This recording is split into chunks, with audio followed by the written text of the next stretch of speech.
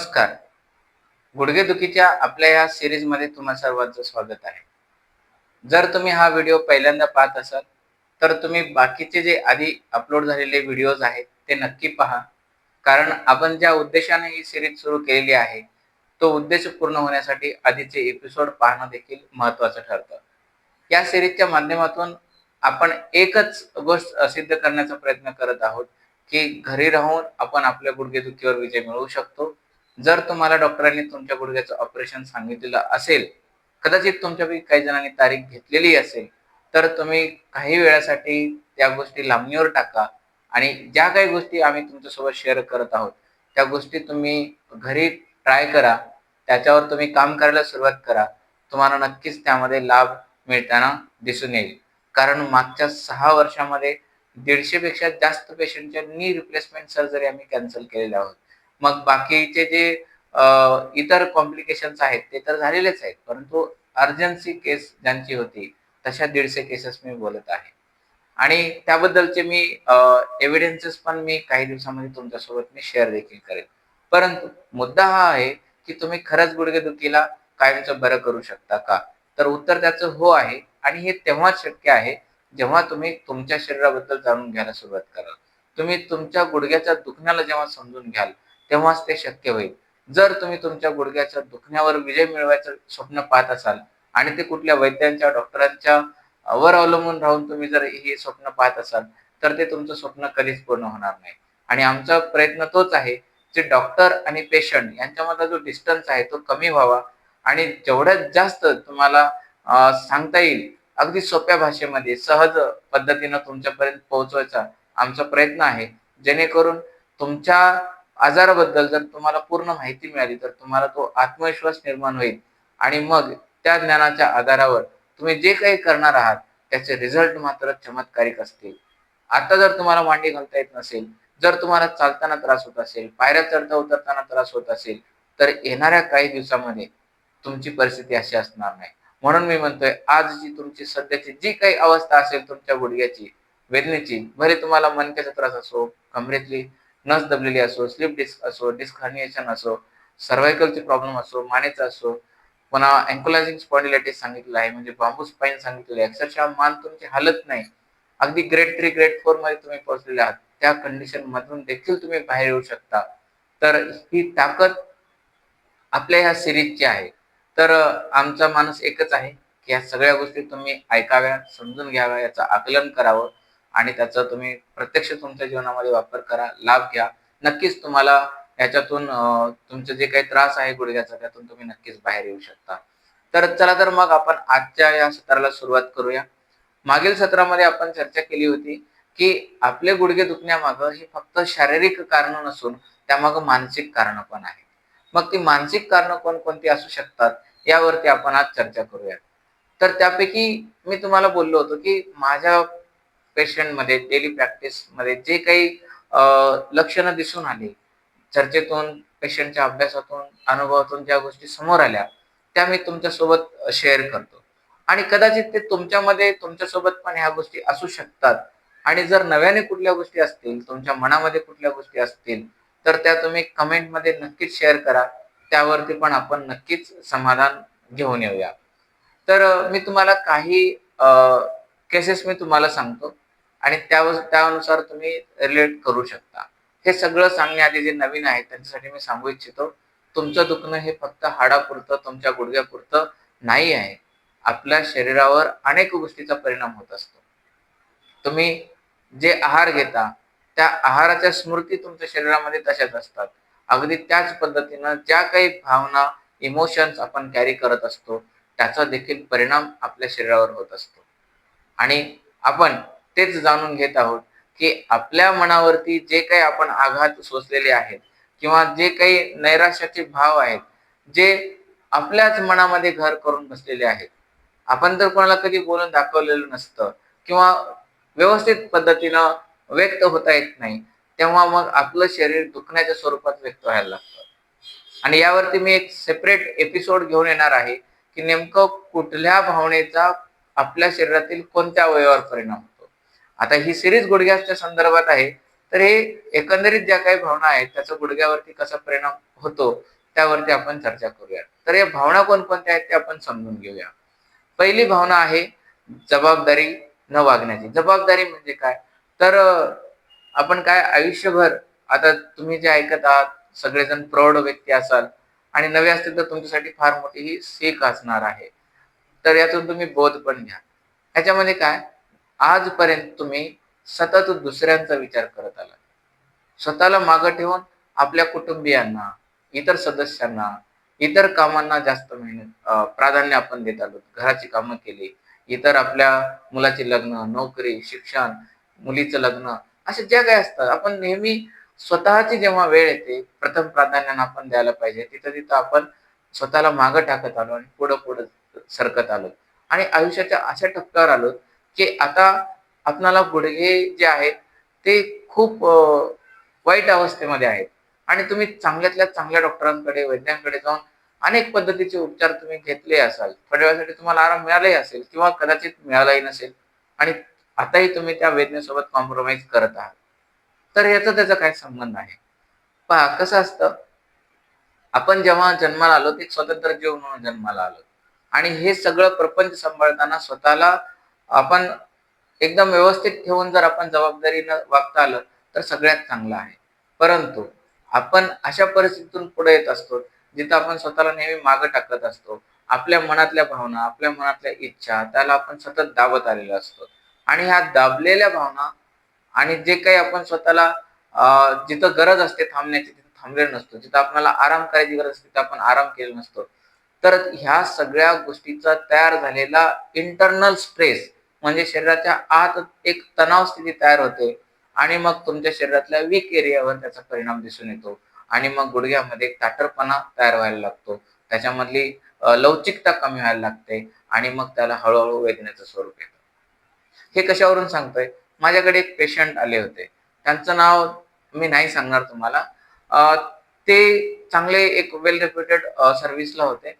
परंतु जवळपास त्यांनी 65 म्हणजे 65 वर्षाचं वय होतं त्यांचं आणि ते सगळं जेव्हा आम्ही ट्रीटमेंट करत होतो, तेव्हा लक्षात आलं की सगळ्या गोष्टी चांगल्या आहेत, परंतु ज्यांना जे स्वतःसाठी करायचं होतं ते करू शकले नाहीत आणि ती भावना त्यांच्या मनामध्ये घर करून राहिली होती. जेव्हा आम्ही काउन्सिलिंगचं पण आपल्याकडे सेशन होतं आणि त्या पद्धतीनं आम्ही जेव्हा बोलणं केलं, ते जेव्हा बोलता व्यक्त झाले. मग डोळ्यातून अश्रू पण आले आणि मग थोडंसं त्यांना हायसं वाटलं आणि मग नंतर आम्ही त्याला जे काही काउंटर अटॅक आपण करतो त्या पद्धतीने तो प्रोटोकॉल तसा आम्ही केला आणि त्यावर मग ते इमोशनली हीलिंग करायला पण मदत झाली आणि तिथून मग त्यांचा जो स्टिफनेस आहे, कडकपणा आहे, ताठरपणा आहे गुडघ्यातला तो कमी व्हायला मदत झाली. आता दुसरी एक पेशंट होते आपल्याकडं. वय जास्तीच नव्हतं, 40-45चं वय होतं. गुडघ्यावरती सूज होती. आता ते काय होतं? ते म्हणजे सतत डोक्यामध्ये विचार असणे. सतत डोक्यामध्ये. त्यांना वर पाहायला गेलं तर त्यांनी एकदम वेल सेटल्ड फॅमिलीमधून बिलॉन्ग करत होत्या. एकदम छानपैकी त्यांचे मिस्टर सर्व्हिसला होते. मुलं शाळेत जायचे. परंतु यांचं डोकं कधीच थांबायचं नाही. झोपायच्या आधी पण डोकं चालू आणि झोपेत पण डोकं चालू. म्हणजे सतत डोक्यामध्ये विचार. मग माझ्या मुलांना मी डबा करून देणार किंवा असं झालं तर काय होईल? तसं झालं तर काय होईल? माझं एवढं शिक्षण झालेलं आहे. मग मी जॉबच का करत नाही? किंवा मी एखादा कुठला बिझनेस करू का? मी हरवून चालले का स्वतःमध्ये? हे कुठेतरी सेल्फ आयडेंटिटी लूज होत आहे असं त्यांना वाटत होतं आणि ते सतत विचारात राहत होते. आणि ते विचार इतके होत होते की ते स्वतःलाच रागवत होते. मनातल्या मनात ते स्वतःलाच हिणवायला सुरुवात केली आणि मग तिथून सुरुवात झाली त्यांच्या गुडघ्यावरती सूज यायला. आता त्यांनी त्याच्यावर अँटी इन्फ्लेमेटरी ट्रीटमेंट घेतलेली आहे. बरेचसे लेप घेतलेले होते. आयुर्वेदाची ट्रीटमेंट झाली, नॅचरोपॅथी ट्रीटमेंट झाली. मल्टिपल थेरपीज त्यांनी मल्टिपल चिकित्सा पद्धती त्यांनी ट्राय केल्या. त्यांच्या गुडघ्यावरती सूज ही काही कमी होत नव्हती.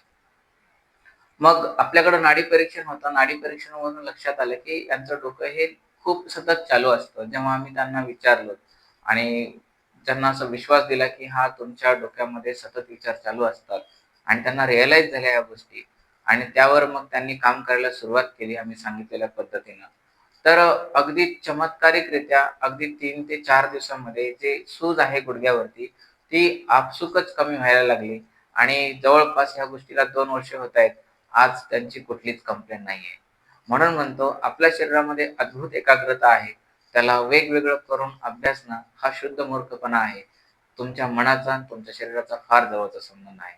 बऱ्याच वेळा आपलं दुखणं हे शारीरिक नसतं, ते मानसिक पण असू शकतं आणि बऱ्याच वेळा आपणाला अशी सवय झालेली असते, की आपलं मन दाबून ठेवण्याची आणि हे दाबलेलं मन जरी तुम्ही ठेवलेलं असतं, तुमचं मन जरी कोणाला बोललेलं नसेल, तुमचं शरीर हे वेदनेचं स्वरूप घेऊन बोलायला लागतं आणि हे ओळखण्याचं काम हे वैद्याचं असतं, हे डॉक्टरांचं असतं आणि नेमकी हीच गोष्ट दुर्लक्षित केली जाते. म्हणून हा आमचा प्रयत्न आहे या व्हिडिओच्या माध्यमातून तुमच्यापर्यंत सांगण्याचा. जर तुमच्या मनामध्ये कुठल्या भावना तुम्ही दडपून ठेवत असाल, तर ते ठेवू नका. बऱ्याच वेळेस काय असतं, राग येत असतो, परंतु काही कारणास्तव आपण राग व्यक्त करू शकत नाही. आता ती पण एक केस सांगतो. एक व्यक्ती होते, छानपैकी जॉब होता त्यांना आणि जेव्हा मी त्यांची पल्स रीड करू लागलो होतो, प्रॉब्लेम सेम गुडघ्याचीच आहे. गुडघ्यासंदर्भातल्याच मी गोष्टी शेअर करत आहे. तर मी त्यांना बोललो, की "तुम्हाला खूप राग येतो सर." तर त्यांच्या मिसेस बाजूला होत्या. त्यांनी म्हटलं, "नाही हो, ते खूप शांत स्वभावाचे आहेत. ते कधी राग-राग करतच नाहीत." पण मी तर म्हणलं, की "यांना खूप राग दिसतो आहे." मग जेव्हा आम्ही पुढं अजून फर्दर डायग्नोज करत गेलो, बोलत गेलो आणि मग चर्चेच्या प्रवाहातून त्यांना पण रिअलाईज झालं, की त्यांच्या ऑफिसमध्ये जे काम होतं, त्यांचे बॉस जेव्हा त्यांना रागवायचे, त्यांच्या कामावरती तेव्हा ते समाधान नसायचे, तेव्हा ते ओरडायचे सगळ्यांसमोर. ते त्यांना सहन व्हायचं नाही आणि घरी आल्यानंतर ते घरच्यांसमोर देखील रागवू शकत नव्हते. आणि ते राग ते स्वतः आपण काय म्हणतो राग गिळणे, तो राग सप्रेस होत होता आणि ते सप्रेस होण्यामागं गुडघ्याची तर त्यांना त्रास सुरूच झाला. त्याचबरोबर गुडघ्यावरती इचिंग प्रॉब्लेम पण सुरू झाला होता. आणि मग आम्ही दोन्ही स्तरावरती काम करायला सुरुवात केली. त्यांचं अँगर मॅनेजमेंटसाठी ट्रीटमेंट आणि त्याच्यानंतर काउन्सिलिंग आणि मग आपली ट्रीटमेंट झाली आणि मग त्यांचा प्रॉब्लेम सॉल्व्ह झाला. जवळपास त्यांनी ह्या प्रॉब्लेमपासून 5 वर्षापासून सफर करत होते आणि त्यावरती त्यांना कंप्लीट सोल्युशन मिळालं आणि ते आजही मान्य करतात, की खरंच आपण जे इमोशन्स कॅरी करतो ते कधी-कधी आपल्याला कळतही नाही. कारण आपण जगण्याच्या वेगामध्ये इतके गुंतून गेलेलो आहोत, की स्वतःचंच अस्तित्वाला आपण काय करतो, आपण दिशाभूल करून टाकतो. जगायचं स्वतःसाठी असतं, पण स्वतःसाठी जगणं आपण विसरून जातो. थांबता आलं पाहिजे. ज्या गोष्टीसाठी आपण धावतोय, ती गोष्ट आपल्यासाठी पर्मनंट सुखाचं सोल्युशन नाही आहे. जे काही आपण करत आहोत, ते करत असताना प्रत्येक क्षण आनंदाने वेचून त्याचा आनंद घेत पुढे सरकता आलं तर फार बेटर होईल. याचा अर्थ असा नाही, की तुम्हाला भेटेल त्याला राग करा. रागाला मॅनेज करता येतं. रागाच्या भावनेला प्रेमात रूपांतर करता येतं. भावना या रूपांतरणीय आहेत. परंतु त्याचं आपल्याला भान असलं पाहिजे. ते अवेअरनेस आपल्यामध्ये आलं पाहिजे. राग दडपणे ही देखील एक आजार आहे आणि त्याचा भयंकर परिणाम हा दिसून येतो आणि बऱ्याच जणाला तुम्ही पण ऑब्झर्व्ह करा ह्या सगळ्या गोष्टी आजूबाजूला ज्यांना भरपूर राग असतो आणि ते राग जर दडपून ठेवत असतील तर त्यांच्या स्किनवरती, त्यांच्या ब्लडवरती, त्यांच्या डायजेशनवरती खूप खोलवरती इम्पॅक्ट होताना दिसून येते. आता याच्या पुढची आणखी एक केस मी तुमच्यासोबत सांगेन, ती म्हणजे एकटे पडल्याची भावना. आपण आयुष्यामध्ये सर्वांसाठी खूप काही करत आलेलो असतो. पण आयुष्याच्या एका टप्प्यावर असं वळण येतं, की सगळं काही करूनही आपलं काही नसल्याची भावना काही जणांच्या आयुष्यामध्ये डोकावते आणि ते देखील एक गंभीर आजाराचं स्वरूप काही जणांमध्ये घेतं दुर्दैवाने. तर एकटे पडल्याची भावना काय असते? मी सगळ्यांसाठी केलं, पण आज जेव्हा वेळ आली तेव्हा माझ्यासाठी कोणाकडे वेळ नाही. जेव्हा दुसऱ्यांना गरज होती तेव्हा मी धावून सगळ्यांची मदत केली. जेव्हा एखाद्याचं दुखणं आलं तेव्हा मी रात्र-रात्र जागली. पण आज माझे गुडघे दुखतायत, एवढं परेशानी आहे, तर माझ्याकडे साधं विचारायला कोणाकडे वेळ नाही. ही भावना फार त्रास देत असते आणि ही मीच काय, मी तुम्हाला माझ्या पेशंटची स्टोरी सांगण्याऐवजी तुम्ही आजूबाजूला पण पाहू शकता आणि खूप सामान्य भावना जरी असली, सगळीकडे दिसून येणारी जरी असली, तरी तेवढीच ही टोचणारी भावना आहे, बोचणारी भावना आहे.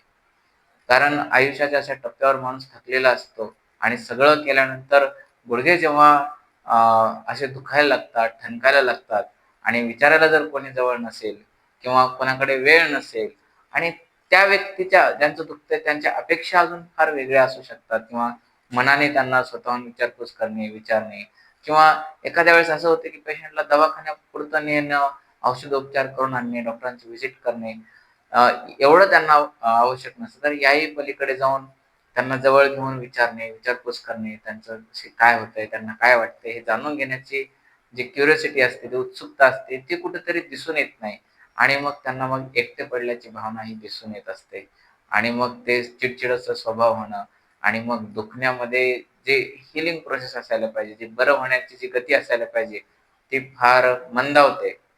तर अशा काही भावना आहेत, अशा खूप भावना आहेत, अशा खूप दडपलेल्या भावना आहेत, जे आपणाला आतून कमजोर करत असतात. आणि मी ह्या सगळ्या गोष्टी तुमच्यासोबत शेअर करण्यामागचा हेतू हाच आहे. जर तुमच्या मनामध्ये अशा कुठल्या नैराश्याच्या भावना असतील, तर वेळीच त्यांना तुम्ही तुमच्या मनातून ते काढून टाका. या सगळ्या नैराश्याच्या भावनांना तुम्ही आनंदाच्या भावनामध्ये कसं रूपांतरित करू शकता याकडे लक्ष द्यायला सुरुवात करा. कारण तुमच्या विचार करण्याने किंवा तुम्हीच्या वाईट वाटून घेण्याने तुमचं नुकसानच होत आहे. तुम्हाला त्याचा विशेष फायदा काहीच होत नाहीये. उलट तुमचे गुडघे बरं होण्याच्या ऐवजी ते अजून त्यांची अवस्था ही वाईट बनत चाललेली आहे. जर औषधोपचारासोबत आणि इतर चिकित्सा पद्धतीसोबत जर तुमच्या मनाला तुम्ही स्ट्रॉंग केलं, अजून मजबूत बनवलं, अजून कणखर बनवलं, तर तुम्ही ह्या भयंकर वेदना ज्या तुम्ही सहन करत आहात, त्यातून पण तुम्ही नक्कीच बाहेर पडू शकता. आता तुमची परिस्थिती ही बदलण्यासारखी आहे, नाही, तुमचे जे काही दुःख आहे, समस्या आहे, जे चिंता आहे, किती वाजवी आहे, याला खरंच काही अर्थ उरत नाही. अर्थ उरतो तोच की तुम्ही स्वतःला किती मजबूत ठेवू शकता आजच्या घडीमध्ये. जर तुम्हाला ह्या वेदनेतून बाहेर पडायचं असेल, तर हे जे गतिरोधक बनून तुमच्या शरीरामध्ये आहे, तुमच्या मनातलं नैराश्य, दुःखाच्या भावना यांना तुम्ही अगोदर मॅनेज करा. याचं प्रॉपर नियोजन करा आणि याचं रूपांतरण होऊ द्या, तरच हे तुम्हाला शक्य आहे. अन्यथा हे आयुष्यभर गुडघ्याचं दुखणं तुमच्यासोबत राहील. अनेक उपचार कराल, अनेक महागडे उपचार कराल, अनेक डॉक्टरांकडे जाल, कदाचितच तुम्हाला याच्यापासून मुक्तता मिळू शकते. शेवटी मी तुम्हाला मागच्या एपिसोडमध्ये बोललो होतो, कॉर्टिसॉल सारखे हार्मोन्स जेव्हा वाढायला लागतात, तेव्हा शरीरामध्ये बरं होण्याची जी क्षमता असते, स्वतःचे शरीर स्वतःला जी बरं करण्याची जी प्रणाली आहे, ती मंदावते आणि मग एकदा का मंदावली, पुन्हा त्याच्यामध्ये सुधारणा घडवून आणणं हे फार कठीण जात असतं.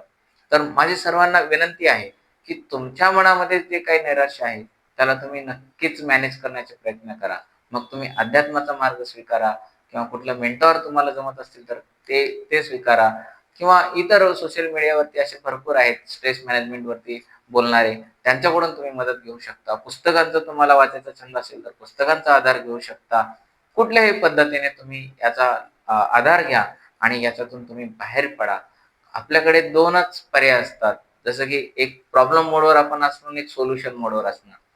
तुम्ही जर उत्तर समाधान शोधण्याच्या मोडवर असाल, तर तुम्हाला समाधान सापडत जाईल आणि जर तुम्ही प्रश्नाला, तुम्ही नैराश्याला, दुःखाला कटाळून बसलात, तर दुःख, वेदना हे आयुष्यभर तुमच्यासोबत राहतील आणि यातून तुम्ही स्वतःला बाहेर काढू शकता. शेवटी जो माणूस स्वतःवर प्रेम करू शकतो, तोच दुसऱ्यावर प्रेम करू शकतो. जो व्यक्ती स्वतः जबाबदारीने वागू शकतो, तोच इतर सगळ्या जबाबदाऱ्यांना घेऊ शकतो आणि सक्षमपणे तो जबाबदाऱ्या पूर्णतः तो नेऊ शकतो, पूर्णत्वास नेऊ शकतो. आणि सगळ्यात महत्त्वाचं, जो स्वतः शिस्तीने वागतो ना, त्याचाच आजार पूर्णतः बरा होतो. आणि जो स्वतःशी प्रामाणिक असतो, तोच इतरांशी प्रामाणिक राहू शकतो. आपण म्हणतो ना, जे आडात आहे तेच पोहऱ्यात येतं. अगदी त्याच पद्धतीने स्वतःला आत्मविश्वासाने, प्रेमाने, शिस्तीने, संयमाने, धैर्याने भरपूर भरा आणि जे काही कचरा पडलेला आहे, जे नैराश्य आहे, राग आहे, एकटेपणाची भावना आहे किंवा जे करायचं राहून राहून गेले त्याची भावना आहे, जी स्वप्न अपुरी, अपेक्षाभंग झालेले आहेत. ज्या काही गोष्टी आहेत, झालेली वेळ आपण परत आणू नाही शकत. परंतु आजच्या क्षणापासून तुम्ही त्या सगळ्या भावनांचा त्याग करा. नव्याने तुमच्या जीवनाकडे बघण्याचा दृष्टिकोन डेव्हलप करा. कारण अ, इच्छाशक्तीमध्ये इतकी ताकद आहे, की कॅन्सरसारख्या आजारातून बरेच जण बाहेर येत आहेत. अगदी वाईटातल्या वाईट परिस्थितीमधून लोक बाहेर येताना तुम्ही पाहत आहात, ऐकत असाल हे. तुम्ही पण येऊ शकता. गुडघेदुखीला हरवण्याच्या ह्या शर्यतीमध्ये तुम्ही सामील झालात. याबद्दल माझ्याकडून तुम्हाला खूप खूप शुभेच्छा आणि मी ईश्वराला प्रार्थना करतो, तुम्ही जेवढे जण ऐकत आहात, तुम्हा सर्वांना देव भरभरून धैर्य देवो, साहस देवो आणि ह्या सगळ्या नैराश्यातून, ह्या सगळ्या प्रापंचिक दुःखामधून तुम्हाला बाहेर पडण्याचं ते सामर्थ्य तुम्हा सर्वांमध्ये ईश्वर साहस देऊ, एवढंच मी तुम्हाला बोलू इच्छितो. आणि शेवटी मी तुम्हाला एक घटने स्वरूपामध्ये एक सांगण्याचा मी प्रयत्न करेन, की तुम्ही कितीही प्रामाणिक असाल, तुम्ही कितीही चांगले असाल, असं कधीच होणार नाही, की तुमच्यासोबत चुकीचं काही घडणार नाही. तुमच्या आयुष्यात दुःख येणार नाही. दुःख, समस्या, चॅलेंजेस हे आपल्या आयुष्यामध्ये शेवटपर्यंत असणार आहेत. ते किस्सा मी तुम्हाला सांगेन. एक खूप ईश्वराचे निस्सीम भक्त होते. वय वर्ष जवळपास त्यांचं 60+ क्रॉस झालेलं होतं. नर्मदा नदीच्या काठी ते राहत होते आणि त्यांना आय-बी-एसचा आजार झालेला होता. म्हणजे इतकं भयंकर आजार होता ते, की काही जरी खाल्लं तरी लगेच त्यांना शौचास जावं लागायचं. एके दिवशी असं झालं, की त्यांना 20, 25, 30 वेळेस असंच टॉयलेटला जावं लागलं आणि मग बेशुद्ध होऊन ते पडले. आणि जी शौच आहे ती त्यांच्या लंगोटमध्येच झालेली होती. आणि असं सांगतात, की ते जेव्हा शुद्धीवर येऊ लागले होते, तर साक्षात ईश्वर नर्मदा नदीमधून त्यांचं लंगोट धुवून हातामध्ये घेऊन येत आहे. आणि ते पाहताना डोळ्यातून अश्रू वाहतात त्या साधू महाराजांच्या आणि ते म्हणतात, की "हे देवा, माझी लंगोट धुण्यापेक्षा तू मलाच का नाही घेऊन जात?" तर त्यावर ईश्वर म्हणतात, की "हे तुझे भोग आहेत, ते तुला भोग कंप्लीट करावेच लागतील. आता जर मी तुला घेऊन गेलं, तर मग पुन्हा तुला नवीन जन्म घ्यावा लागेल." म्हणजे सांगायचा हेतू एवढाच, की समस्या, वेदना, चॅलेंजेस हे आपल्या पार्ट ऑफ लाईफ आहेत. स्वतः राम भक्त होते, राम ईश्वर होते, देव होते, परंतु त्यांना सफरिंग झाली नाही. साक्षात पांडवासोबत श्री विष्णू भगवान होते, त्यांना डबल-डबल त्यांना वनवास भोगावा लागला. तर आपण तर एक सामान्य व्यक्ती आहोत, आपापलं कौटुंबिक जीवन जगत आहोत. चॅलेंजेस छोटे-मोठे सगळ्यांच्या जीवनात येतात. कोणाला मोठे मिळतात, कोणाला छोटे मिळतात. परंतु हे आपल्या जीवनाचा अविभाज्य भाग आहे आणि यातून बाहेर पडताना तुम्ही स्वतःला कसं सुरक्षित ठेवून पुढे जाण्याचा प्रयत्न कराल, तेवढं बेटर राहील. तर आजच्या पुरतं आपण सेशन इथं थांबूयात. जर तुमच्या कुठल्या समस्या असतील, अजून कुठल्या भावनाबद्दल तुम्हाला त्रास देत असतील, तर तुम्ही कमेंटमधून नक्कीच कळवा. उद्याच्या एपिसोडमध्ये आपण यासाठी असणारी काही खास गुडघेदुखीवरती अजून आमच्याकडून खास तयार झालेले एक्सरसाइजेस आहेत. मी तुम्हाला ते शेअर करणार आहे. आणि आमच्याकडून आम्ही पेशंटला कोणकोणते मेडिसिन्स देतो, जे आमच्याकडून स्वतःचे कॉम्बिनेशन्स बनलेले आहेत, ते उद्याच्या एपिसोडमध्ये मी तुमच्यासोबत शेअर करणार आहे. तोपर्यंत तुम्ही स्वतःची काळजी घ्या. ईश्वरावर श्रद्धा ठेवा. तुम्ही ज्या ईश्वरावर मानता त्यांच्यावर श्रद्धा ठेवा आणि जे परिस्थिती तुमच्यासोबत आहे ते स्वीकारा आणि त्याच्यातून बाहेर पडू शकता यावर पूर्ण विश्वास ठेवा. काळजी घ्या. Thank you.